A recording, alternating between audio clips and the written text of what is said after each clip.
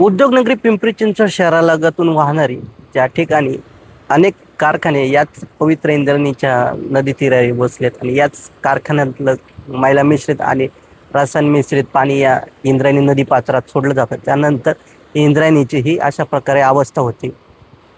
पिंपरी चिंचवड महानगरपालिका आणि PMRD प्रशासनाच्या वतीनं केंद्र सरकारी आणि राज्य सरकारी पाठपुरावा केंद्राकडून 60% आणि राज्य सरकारकडून 40% निधी या पवित्र इंद्रायणी नदीच्या पुनर्जीवीकरण प्रकल्पासाठी मंजूर सुद्धा करण्यात आला. मात्र परिस्थिती जैसे थेच असल्याचं पाहायला मिळतं. अद्याप देखील कुठल्याही प्रकारचं सुधारणा या इंद्रायणी नदी काठच्या परिसरालगत सुद्धा झालेली पाहायला मिळत नाही. या इंद्रायणी नदीतील प्रदूषणाची पातळी ही कमी झाली.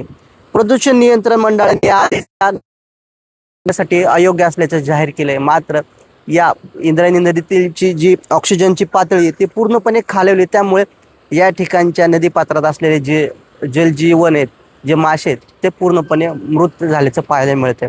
वारंवार या केमिकल मिश्रित पाण्यामुळे या इंद्रायणी नदीमध्ये फेस निर्माण होत आहे. याच्यावरती कुठल्याही प्रकारचं प्रशासनाचं लक्ष नसल्याचं पाहायला मिळतंय. ज्या कंपन्या आहेत त्या कंपन्यांमधून या नदीपात्रामध्ये मैला मिश्रित रसायन मिश्रित पाणी सोडलं जाते. त्या कंपन्यांना केवळ नोटिसा दिल्या जातात, मात्र कुठल्याही प्रकारची सुधारणा होत नाही. माझ्यासोबत काही आळंदीतील ग्रामस्थ आहेत. दादा, गेल्या कित्येक महिन्यांपासून आपण हे इंद्रायणी नदीची अवस्था पाहतोय. कुठल्याही प्रकारची सुधारणा होत नाही. कोट्यवधी रुपयाचा निधी इंद्रायणी नदी सुधार प्रकल्पासाठी येतो. मागील 10 ते 15 वर्ष झाली आपण ही परिस्थिती पाहतोय. ही आजची परिस्थिती नाहीये. अनेक याला घटक कारणीभूत आहे. MIDC असेल, महानगरपालिका असेल किंवा नगर परिषद सारख्या घटकाला कारणीभूत आहे. कुठल्याही प्रकारची कारवाई महाराष्ट्र सरकार असेल किंवा केंद्र सरकार असेल किंवा प्रदूषण मंत्र कुठल्याही प्रकारची कारवाई यावर करताना दिसत नाही. फक्त कुठेतरी कागदोपत्री घोडे नाचवायचे आणि कुठेतरी एक नोटीस द्यायची किंवा छोटी मोठी कारवाई, दंडाची कारवाई करायची आणि त्या गोष्टीवर डोळे झाकपणे त्या गोष्टी सोडून द्यायच्या. पण आपण मागील काही दिवसापासून बघतोय की हे जलचर मासे वगैरे असतील किंवा मृत माशांचा खच आपण इंद्रायणी नदीच्या काठावर परिसरात पाहतोय. अशा प्रकारच्या अनेक घटना या इंद्रायणीच्या काठावर घडतात. आमचा शेतकरी असेल किंवा आमचा स्थानिक नागरिक असेल किंवा जो वारकरी आज संत श्रेष्ठ ज्ञानोबा यांच्या दर्शनासाठी येतो, त्या या इंद्रायणी पात्रात स्नान करतो, हेच पाणी आचमन म्हणजे तीर्थ म्हणून घेतो.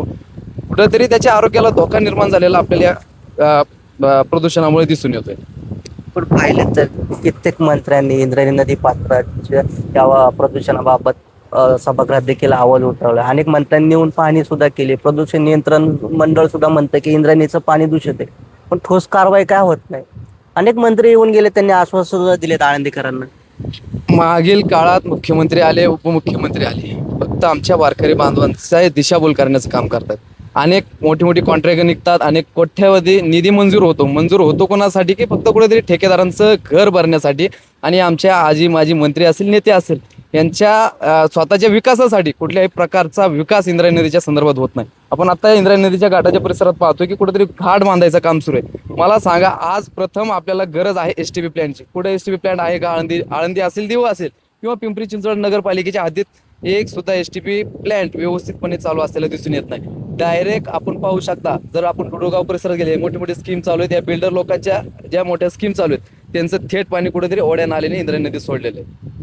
नक्कीच आपण पाहिलं तर ज्या कामाची आवश्यकता आहे ते काम प्रशासनाच्या वतीने केलं जात नाही, परंतु कुठंतरी या ठिकाणचे असलेले जे वारकरी संप्रदाय त्यांच्या दिशाभूल करण्याचं काम प्रशासनाच्या वतीने करण्याचा असा आरोप या ठिकाणच्या ग्रामस्थांनी केला. त्यामुळे एकूणच काय, इंद्रायणी नदीतील या प्रदूषणाची पातळी कधी होणार आणि खरंच इंद्रायणी प्रदूषण मुक्त होणार का हे पाहणं देखील तितकंच महत्त्वाचं असणार आहे. सूरज कसबे, NDTV मराठी, आळंदी देवाची.